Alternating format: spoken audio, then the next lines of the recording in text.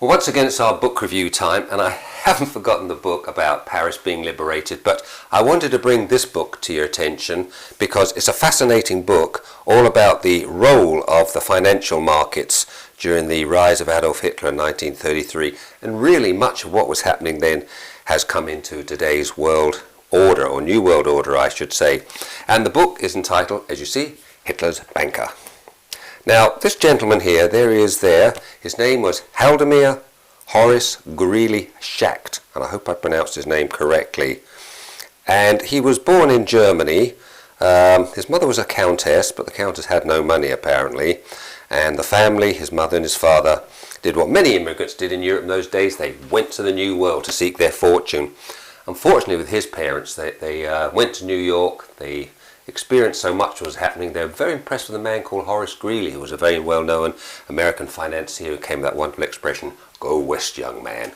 But they didn't go west, they went back to Germany again, and there they toiled and scrimped to put this very clever young man, Haldemar, or Horace as we'll call him, through school.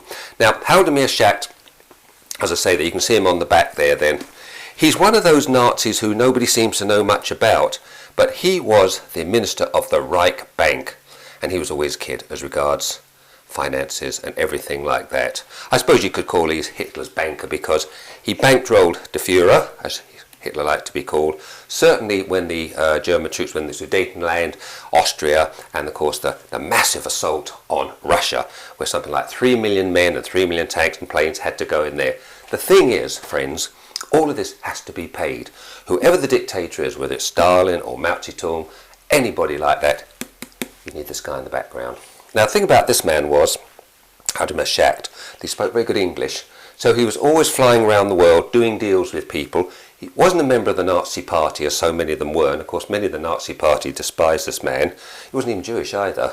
I suppose you'd call him Lutheran, with a small L.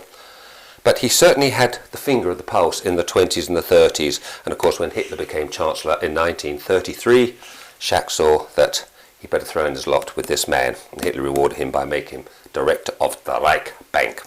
Now, as we always say in this episode here, or this little section of books, we like to go to the pictures because we do believe, as they say, a picture is worth 1,000 words. Now, James can just pan into the top one there.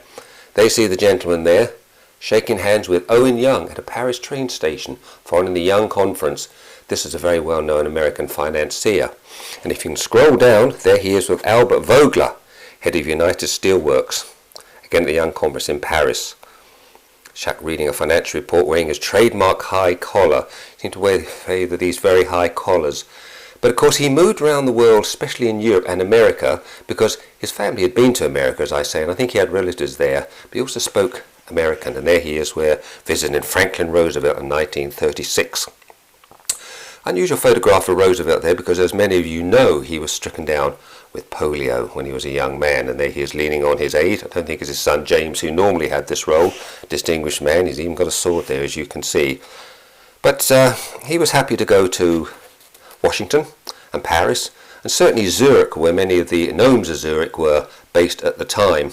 And later on he came to London, where he met the very famous Montague Norman. Now, Montague Norman is today a forgotten man, but in the 30s Montague Norman was the governor of the Bank of England, and he was probably the most powerful man in the banking system in Europe. Schacht knew him very well, and he went to see him there. And later on there's some pictures of Schacht coming out of prison and so forth. Well, we'll come back to those in a minute, but if I can just pan away from this just for a little bit. Schacht always dealt carefully with Hitler. He said it was like dealing with a tiger. You never quite knew he was going to jump at you. When he liked you, he licked your hand, but he didn't like you, he bit your hand. But he moved very carefully with Hitler. But come 1940, he'd seen what had happened.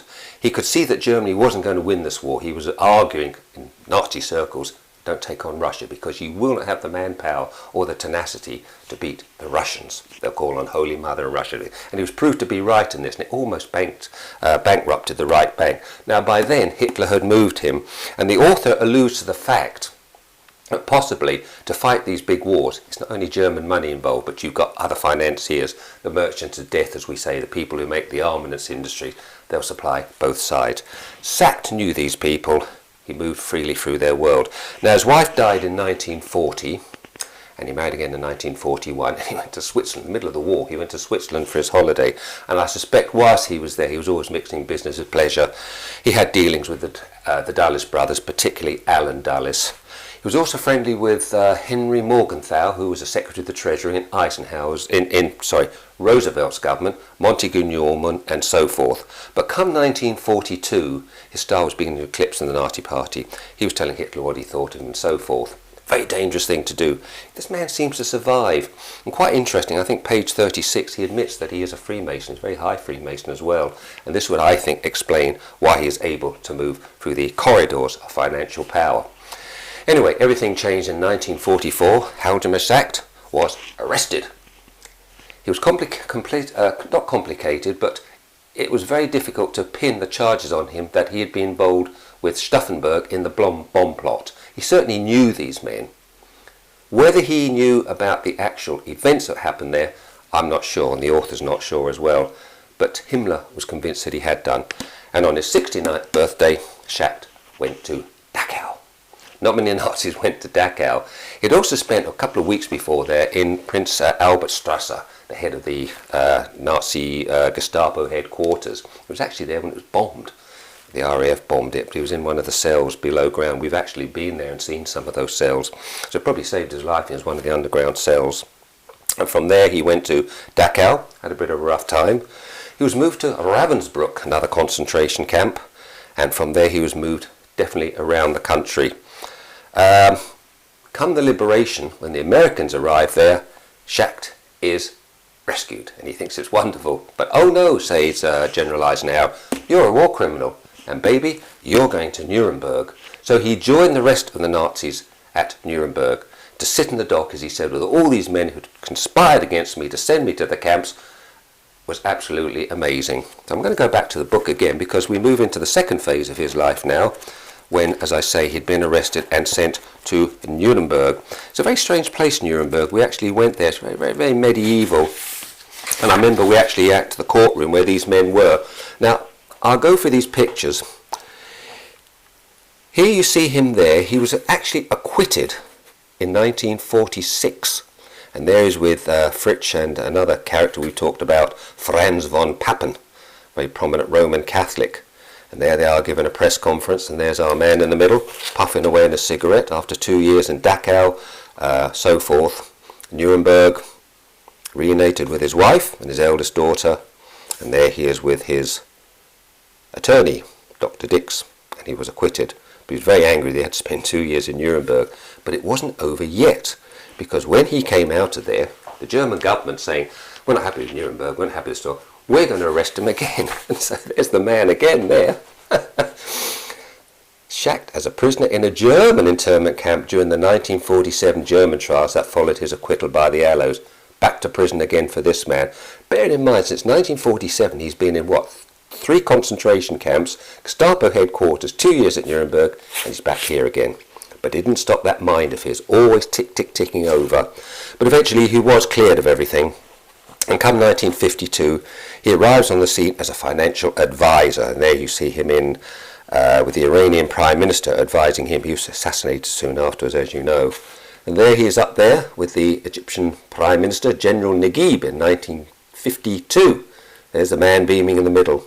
Loved figures, loved working things out. It was even rumoured that he started Aristotle Onassis off to building up those oil tankers which cruise the world, buying cheap crude oil. Interesting picture here. Schacht right at a 1960 memorial union of former Dachau inmates.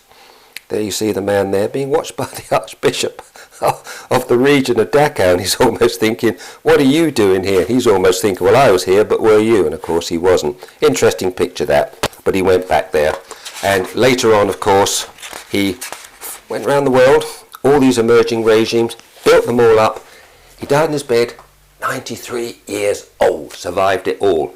But even with Hitler, he was saying, what we need in Europe is a one world currency, a single currency. Hitler said it'll never catch on. All of the plans that we have now, I believe that the past influences the present. This man was there, he was a key player. He certainly led a charmed life to survive 3 concentration camps. Died in his bed, aged 93. He had a fall putting his trousers on. Interesting book, picked it up very cheaply. Read it if you're interested in what's happening, because much of the world is happening now. And don't forget, when the Antichrist comes, he's going to need money to prepare his battles and everything that he's going to bring about. So from this ministry, keep reading. Next time, I hope to get on to Paris. From this ministry, Maranatha.